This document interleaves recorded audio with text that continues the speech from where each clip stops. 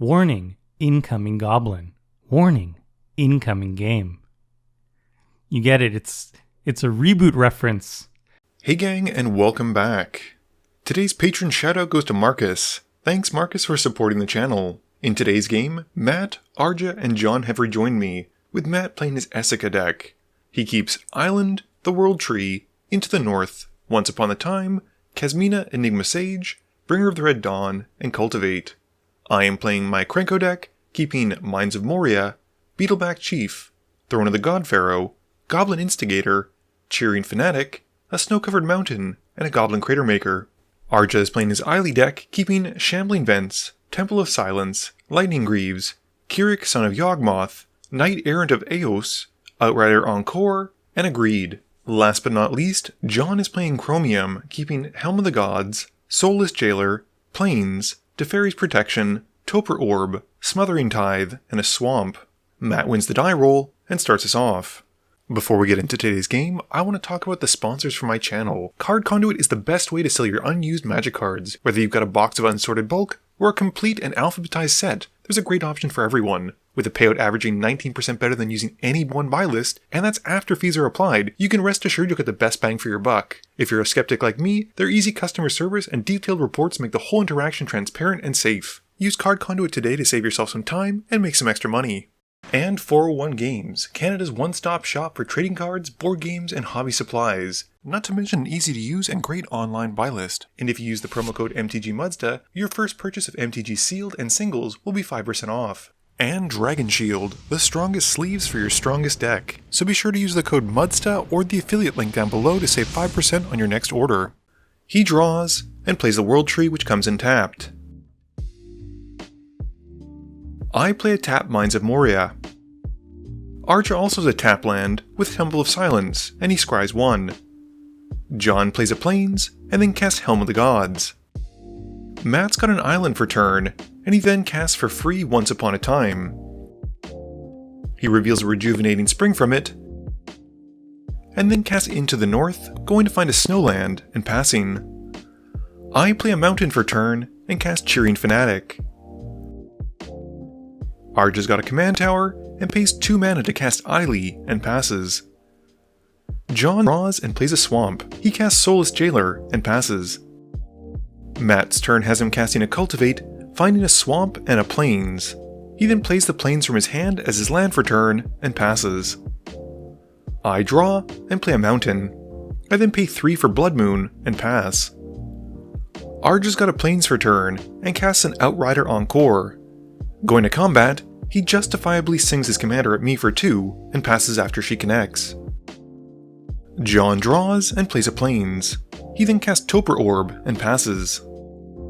Matt's got Rejuvenating Springs for turn, and then casts Gyruda. However, with no Enter the Battlefields happening because of Toper Orb, Matt just passes after it resolves. I draw and go to combat. I swing the Cheering Fanatic at John, and name Krenko with its ability. John then blocks the Soulless Jailer, and I move to my second main phase, and cast Krenko for 3 thanks to the reduced cost. Arja's got a Swamp for turn, and loses 6 life to help cast Kirik, and passes to John. John's turn has him drawing and playing Cranial Plating. He then equips it onto the Jailer. With no land to play though, he has to pass. Matt draws but has nothing, and passes. I play a Cavern of Souls, and then go to combat. I swing the Cheering Fanatic at Arja, naming Vandal Blast. Arja blocks the Outrider Encore, and moves the damage to Ayli. In my post-combat main phase, I then overload a Vandal Blast, and after that, I pass turn. Arja draws and plays a Shambling Vents. He then pays 2 life to Kirik to help cast Dark Confidant, and follows up by paying 4 life to help cast Bottomless Pit. He then pays 2 more life to help cast Greed, and he then goes to combat. Having loaded up Kirik with all those +1/+1 counters, he swings him at me for 5, and I activate Krenko, making a Goblin token, and then chump him. This is Arja gaining 5, and he then passes turn. John discards a Teferi's Protection at random from Bottomless Pit, and then draws. He plays Comball, and missing his land drop, has to pass. Matt randomly discards, and draws for turn. He's stuck on only 3 colors though because of Blood Moon, and he has to pass. I discard at random and draw for turn, and then cast a Goblin Instigator. I then play Grenzo Havoc Raiser, and I pass to Arja.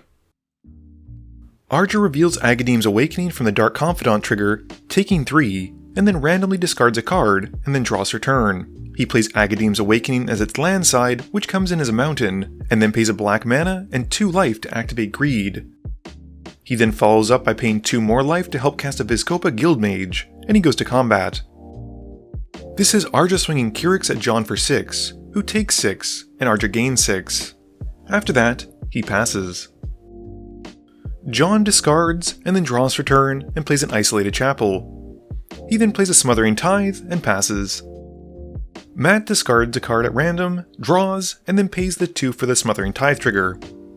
I discard a card and draw, and then play a Mountain for turn. I then go to combat, swinging 2 goblins at John, and he declares no blocks.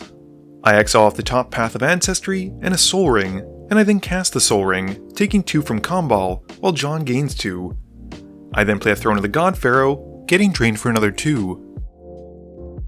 And activate Krenko, making 4 more Goblin tokens. I then move to my end step, and deal 3 damage to everyone with the Throne trigger. Arja discards a card, and then reveals Orzhov Basilica to the Bob trigger, and then draws for turn. He pays the 2 for Smothering Tithe, and then loses 4 life, 2 to activate it, and 2 to greed itself to draw a card. Arja then follows up by playing a Plains, and he then goes to combat. He swings Kyrix at John again, and before damage, activates the Vizkopa Guildmage, so it'll deal damage equal to the life that he gains this turn. John then takes 6, with Arja gaining 6, and all of Arja's opponents then take 6 from the Guildmage ability. After that, Arja passes, and during the end step, John flashes in a Notion Thief. John has no cards to discard, so he just draws. He plays a City of Brass, and passes. During his end step, Matt casts an Anguished Unmaking, exiling my Blood Moon. Matt discards and draws for turn, and doesn't pay for the Tithe trigger. He's then able to cast the Prismatic Bridge now that he has access to all colors, and he passes after that. I discard a card, draw for turn, and pay 2 for the Tithe. I then go to combat, and swing 6 goblins at Matt. He blocks 1 with Garuda, but takes the rest, and I exile his top 5 cards. I then activate Krenko, making 7 more goblin tokens. I then cast Ashnod's Altar. I then sacrifice 4 goblin tokens to make 8 colorless mana to the altar, which allows me to cast Coma from Matt's cards. I then sacrifice the rest to play Freyalise, taking 2 from Combal. I then downtick Freyalise, destroying Greed, and then passing turn. This has my Throne trigger going off, and I deal 6 to all of my opponents. Arja discards, reveals Carrion Feeder to Bob, losing 1, and draws. He then casts Recommission and brings back the Ranger Captain of Eos, which as it comes in, surges up Giver of Runes. He then goes to combat. He swings Kyrix at John again, and after John declares no blocks, once more activates the Vizkopa Guildmage, and he's able to deal 6 to John, gain 6, and then deal 6 to each of his opponents. In his post-combat main phase, Arja then plays Orzhov Basilica, and he then casts a Giver of Runes and passes. John draws, and in his main phase, casts Karn the Great Creator. He then upticks and animates the Throne of the God Pharaoh and passes. Matt discards for turn, and then resolves his Prismatic Bridge trigger, flipping Burning Rune Demon off of it and putting it into play. He then reveals Time Wipe and Sulphurous Mire off of it, and John puts Time Wipe into his hand. Matt then draws for turn, and he casts Time Wipe. With the board wipe on the stack, Arja responds by sacrificing Kyrix to Ayli, gaining 6 life. And I sacrifice a Serpent's Coil token to Coma to make it indestructible. The board then gets wiped, and Matt returns Garuda to his hand, and he then passes to me. I draw and pay for the Tithe trigger. I then uptick Freyalise to make an Elf token, and I move to combat.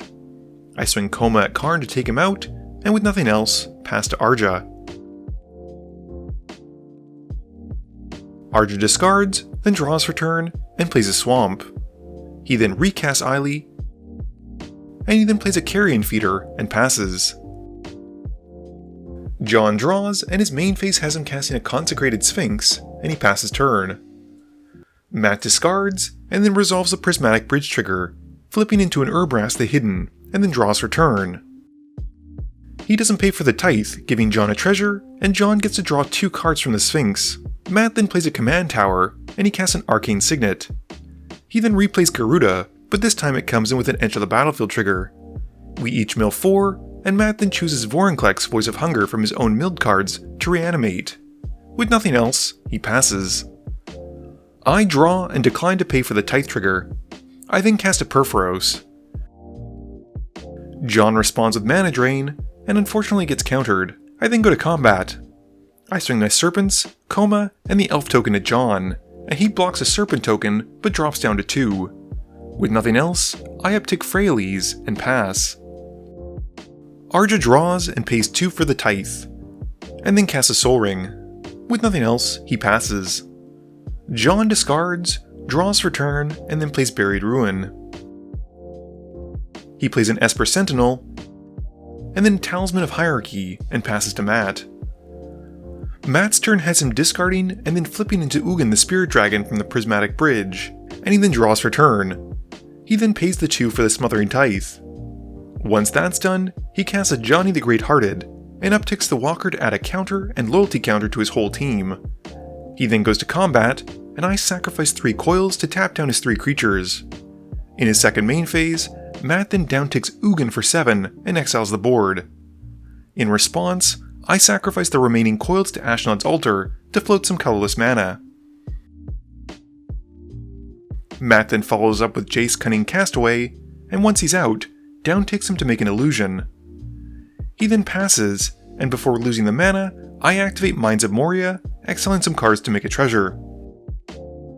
I have nothing to discard, and draw for turn, and then pay for the tithe. I then recast Krenko, and pass. Arja draws and replays Ayli. He then sacrifices her to Diabolic Intent, and he goes to find and cast a Toxic Deluge, putting 9 life into it. Matt responds to this by cycling Ziatora's Proving Ground while he still has double mana. The Deluge then resolves, and after that, Arja passes. During his end step, John flashes in Chromium, and we move to John's turn. John draws and plays a Port Town. He then casts All That Glitters on Chromium, and he goes to combat. He swings his commander at Matt, who takes the hit and drops down to 1, and John then passes. Matt draws and upticks Ugin to kill John.